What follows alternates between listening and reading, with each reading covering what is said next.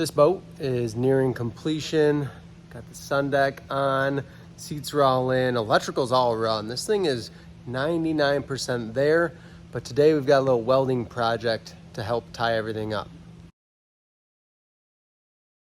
The ladder to the upper deck stays the same width the whole way up, and it's been requested by the customer just to take this rung here and widen it out just a few inches. So what I'm going to do is build just a little square out of 1-inch square tubing that'll match the size, and we're going to install it, weld it to the ladder. That's going to help move this top handle over about 4 inches at the top. That way anybody that's using the boat can climb up and at least turn and sit, but have room to safely get up on top of the upper deck.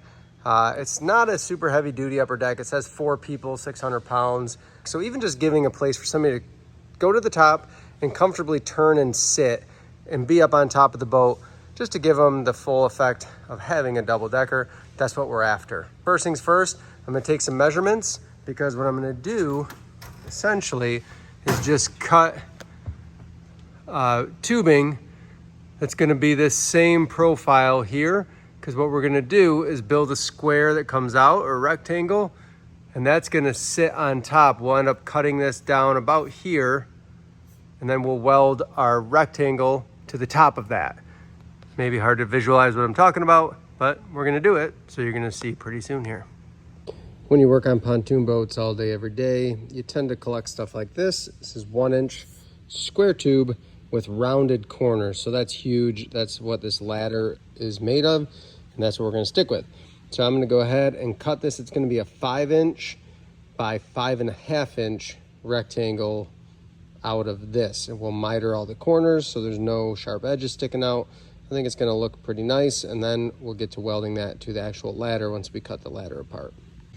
There is our pieces cut out.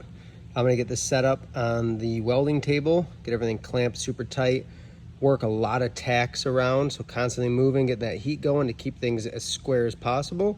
We'll flip it over, get some full welds on it. It'll be welded on 3 sides of each corner. So this side, opposite side, and outside. Any of the folks out there getting into aluminum welding, I learned on YouTube. I've said that in other videos, but that's seriously how I got into this. I'm gonna put a welding jacket on, don't worry. I would not weld in a tank top unless I wanted to get more sunburnt than I already am from being outside all morning.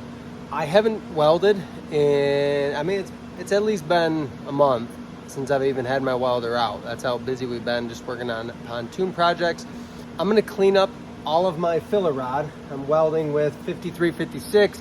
Got a whole bunch of extra pieces. We'll cut them, get them fresh starts, and then clean them with acetone. I've got plenty to go. I just had a few laying around, made sure they're all 5356. This is all extruded stuff, so that 5356 will work on the 5 and 6000 series aluminum. But yeah, I'm gonna get everything cleaned up. I just sharpened my tungsten. I like a long point, and then I just barely tap the end so it's not completely pointed. But I got that all cleaned up, ran some gas, just cleaning out the system.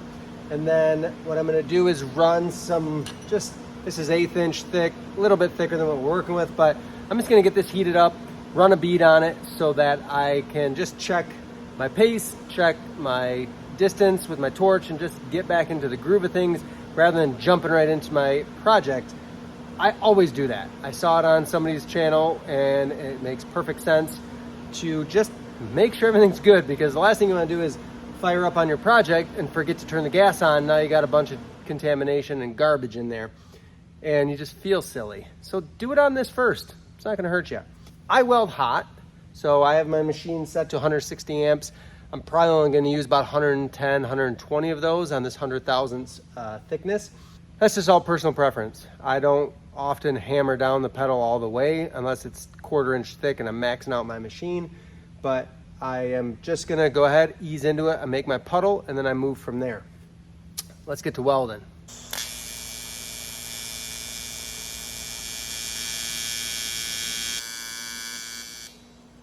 Not too shabby. I like to hit this too because I got a little bit of, it's hot, got a little bit of contamination at my start, probably just coming off my tungsten and my torch. So I burned that out, and the rest looked pretty darn good. Plenty of penetration through. So this is gonna be more than hot enough setting wise to get into my 100 thousandths. I'll actually probably dial it back a little bit. I think that'll help.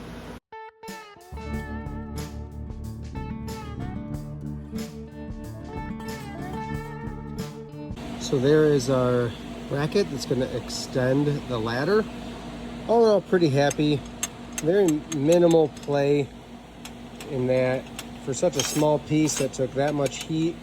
To have a teeny bit of heat warp is one thing, but not a ton. I mean, I'm pretty happy with that.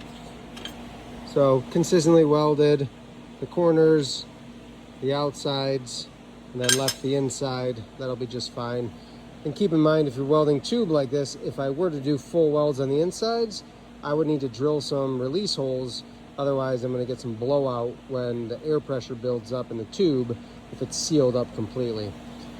I'm going to go ahead and get ready to cut the ladder down now.